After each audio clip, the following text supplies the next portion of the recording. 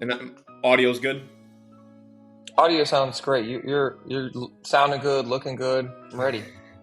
Well, with that being said, ladies and gentlemen, welcome back to the Brew with Matt and Mike. And Mike and I, we were wrong heading into the Wisconsin Purdue game. We were off with our predictions. That's why we don't make a lot of predictions on the show. We break down what we see and we let the events unfold on their own without us making predictions. So, good morning, Mike. How are you doing today, sir? Fabulous. Another wonderful day down here in Puerto Rico. Even better that I got to, quickly take the foot out of my mouth after the Badgers took care of the Boilermakers on senior night in Mackey. Man, sorry guys. I don't know why we doubted. We were definitely haters. Like, I'm willing to admit I was a hater. I don't know what was wrong with me. Well, obviously, and off camera, Mike and I were just talking about the backcourt for Wisconsin. They can lead Wisconsin to victories against anybody. They've proven that, beating Purdue on the road, Illinois on the road, Michigan on the road, housing Michigan State at home. But I want to give a shout out to Belauskas and Rapp. And my old man said this. He said, I hope Winter comes back, but with or without Winter, I think Rapp and Belauskas are going to be really good. He said that before the Purdue game. And I totally agree right now. I mean, Rapp's 20, Belauskas is 20. And to do that on the road, I mean, 4 for 5 from three from Belauskas, 4 of 8 from three from Rapp. And Rapp in particular is not just making shots, he's doing a lot of great things on the court. And his growth throughout the season, Belauskas' growth, this whole team's growth has just been wonderful. But Mike, let's talk about the Purdue game a little bit. Unbelievable basketball. 97 and 93. Just so much fun to watch. High level stuff. Man, everybody was making shots. Everybody talks about how, oh, hey, Badgers need to bite down defensively. We want to throw the ball in the post more. But that's not who they are, and their identity that they're leaning into of being a fast-paced team who puts up a lot of shots the way they are. They're getting more and more comfortable with every game. This is a huge win, but it was really, really just a great game overall. Like, Purdue is such a good team, and there was such great shot making in this game. Like, and especially in an arena, I feel like in Mackey, it's a difficult place to play offense. Those rims over there are extra stiff. They're definitely, it's a different shooting line than a lot of other gyms. So for me, it was just a really fun basketball game to watch. And then the growth of our younger bigs, couldn't believe it more. Belauskas and Rapp. If you showed me film of those guys from the very first part of the year till right now, two different players. You just kind of you put a blurry action around them, and you don't get to see who they are, what they look like. It's two completely different players. The confidence they're having, they're causing some problems, and I'm really excited for these two guys as well because hopefully we can retain them. Hopefully we can keep them for next year because if we do, then we have a really solid front court again, depending on what happens with, Nolan Winter moving on or going to the next level. So just overall, really excited for those guys. And this team is having so much fun. I would say that's one of the best things about this team that I've really appreciated is they look like they were having a great time in a hostile environment. And that's a really cool mental makeup to have for a team. And this, I felt that way about last year's team, that they were having fun. They really liked each other. It was a great group. And this year's team has the exact same vibe, but I just see their ceiling being even higher. Despite last year's team being a 3 seed, and this year's team will probably get a 5 or a 6. We'll see what the committee does. But my goodness, this team's ceiling is so high. They've proven it with the teams that they can beat on any given night. And they show up a little bit more when the lights are bright. And I also want to Yeah. highlight Nick Boyd against Purdue. My gosh, I don't. There was a point where he didn't have a ton of points, like the stats weren't overwhelming, but holy cow, was the impact on his game so big.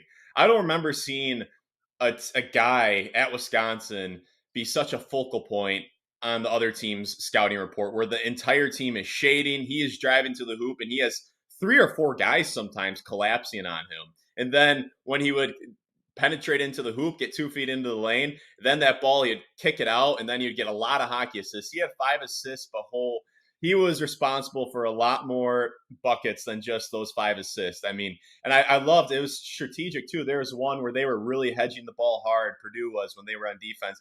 And Boyd took them so far wide and then kicked it back out. And I was just like, that is just high level stuff. And Boyd throws such accurate passes. Outside of that, in between the legs pass to Carrington, that wasn't too accurate. but it'll work nonetheless. Doesn't matter. Yeah, Boyd. I'm going to say this right now. Boyd shooting 35% on the season. He should be an All-American in my book, but I absolutely think Boyd should get a look in the NBA along with Carrington. I think both guys should be getting a look this summer league. And with what Boyd's doing this year, it's so high level. If he can just continue to be a solid shooter, I don't see why he can't be a backup point guard in the NBA. I think, yeah, I mean, Boyd has had such great floor games too. Outside of his scoring stuff, he is just kind of, for me, I'm looking at him a little bit more like Russell Westbrook in terms of his pace in the floor and just how hard he plays. Like one of the things Yeah. I respect and love about Russell Westbrook's game is you can feel any type of way about his game. But that dude plays so hard, and it's the same with Nick Boyd. It's really cool. He's such a dynamic worker, and he loves to compete, and that's such a underrated skill. People don't really think about that so much of be a competitive person as a skill, but it definitely is, and he's got that right now. So he had such a great floor game. He was controlling everything. He is yeah, like you said, the hockey assists he's getting out of the pick and roll um, are just great. He's making great reads. He's dragging out ball screens, knowing he's their main option. He's giving me some vibes of my former point guard, Jordan Taylor, especially his junior year. We had a very dynamic duo of Jordan Taylor and John Lure, very, very potent duo. And Jordan was getting a lot of that same treatment of being shaded to, especially when he started scoring. So he's on par with that, and that was one of the best seasons by a point guard in Wisconsin history when Jordan Taylor was a junior. He had a crazy assist to turnover ratio. We won a bunch of games, so I agree. Like that, that is probably the best comparison we can have for certain point guards. At least for me, visually looking at it, I'm gonna be honest. I know Devin Harris has an unbelievable track record as well. I just wasn't watching a lot of games when I was that young. Yeah. But overall, yeah, Nick Boyd is having an absolutely incredible season. Definitely one for the record books for point guards in Wisconsin, which is saying something. There's been some elite point guard play at the Badgers, so it's really cool to see. And man, this team is just fun to watch when they win like that, right? We were talking after we texted after the game. I was like, oh, they're over here doing the thing. It was great. Yeah, and just for nostalgia's sake, you said Devin Harris. I am my favorite player of all time. Devin, when he Nice was a junior, 68.4 points per game was scored by his team, and he was averaging 19.5 and 4.3 it's rebounds, tough. 4.4 assists. That's tough. Boyd's doing a wonderful job, averaging 20 points per game on a really good Wisconsin team, but this team is scoring into the 80s. And I was thinking about Yeah, Londo Tucker when he almost had 20 a game. He was doing that on a team that scores 70 points per game. That's tough to do. But, Mike, let's talk about this team ceiling a little bit. I mean, they showed they could beat anyone on any given night, and I was dreading a 4 or 5 seed with this team. But now I say, just bring it on. This team can beat anyone on any given night, and they play better against the highest level of competition. That's been proven. I would be more concerned about the 5-12 matchup. If we're playing a 1 seed in Sweet 16, let's run it. Let's see what happens, right? But the 5-12 matchup is what scares me more. I mean, Wisconsin could end up playing against Miami of Ohio, or if they're the 6 seed, they could play against an undefeated Miami of Ohio team, some tough, or they could play against a high major team in that 5-12 matchup, like you did back in the day, Wisconsin yep, versus Ole Miss, and that was a tough Ole Miss team. But what do you think the they ceiling were. is, Mike, on this team?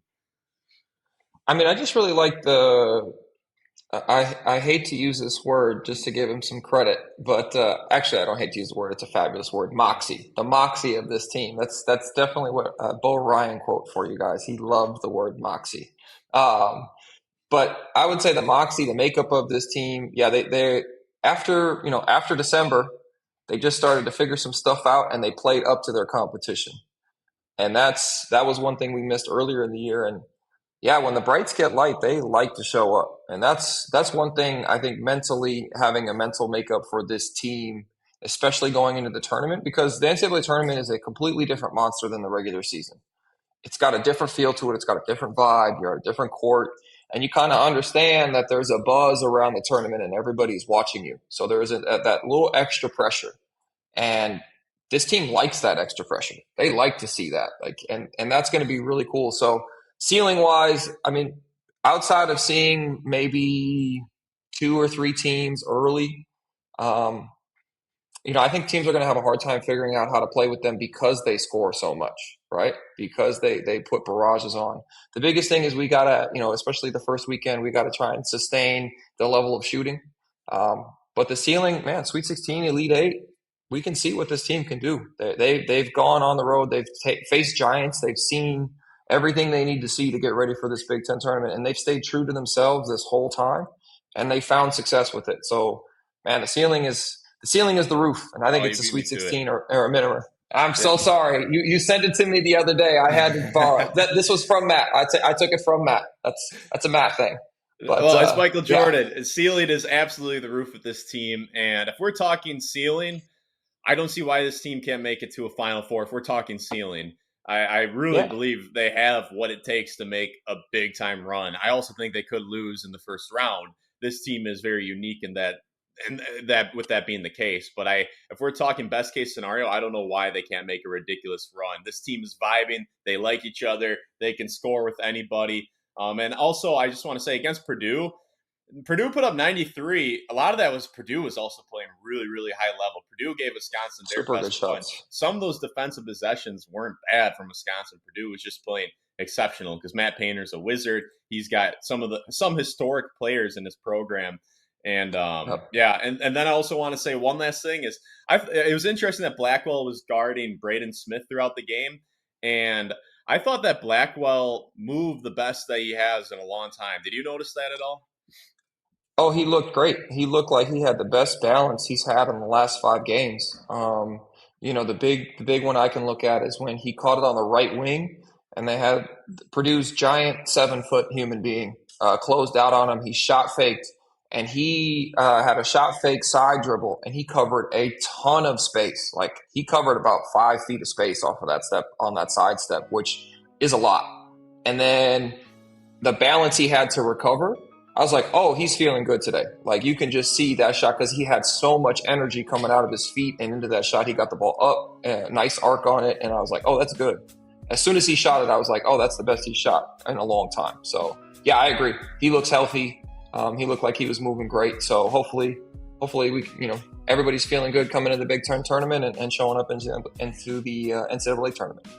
Yeah, and it sounds like Winter, they're saying day to day, and Blackwell or Boyd, or maybe both guys said that he's going to be good. He'll be back. So I anticipate Nolan Winter is going to be back sooner rather than later. Definitely will be back for the NCAA tournament, just the feeling I'm getting. But Mike, before we wrap this up, any other topics you want to break down, or should we call it quits here? I think we're good for today. We got a couple more days. We're going to put out a couple more episodes these next couple of weeks just because it's the best time in basketball for a lot of people. Not for me because I haven't started my season yet, but for everybody else, yes. Let's go. Let's go. Well, ladies and gentlemen, thank you for making it to the end of the video, and we will see you soon. The State of the Union for Wisconsin is looking great, and we'll be back again.